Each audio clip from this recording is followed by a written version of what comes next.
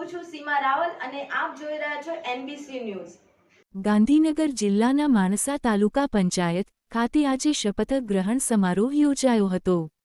માણસા તાલુકા પંચાયતના પ્રમુખ તરીકે રાઠોડ ભરતસિંહ રામસિંહ અને ઉપપ્રમુખ તરીકે ચૌધરી કાંતાબેન જયંતીભાઈનો શપથ ગ્રહણ સમારોહ યોજાયો હતો। આ કાર્યક્રમમાં ધારાસભ્ય શ્રી GS પટેલ, ગાંધીનગર જિલ્લા પંચાયતના ઉપપ્રમુખ શ્રી ભરતભાઈ ચૌધરી, જિલ્લા સંગઠન કિરણ ચૌધરી અને સંગઠનના સભ્યો ઉપસ્થિત રાઠોડ ભરતસિંહ રામસિંહ આજે હું માણસા તાલુકા પદ સંભાળું છું અને માણસા તાલુકાના વિકાસના કામો કરીશ અને બધી જનતા અને બધી જ્ઞાતિને સાથે લઈને ચાલીશ।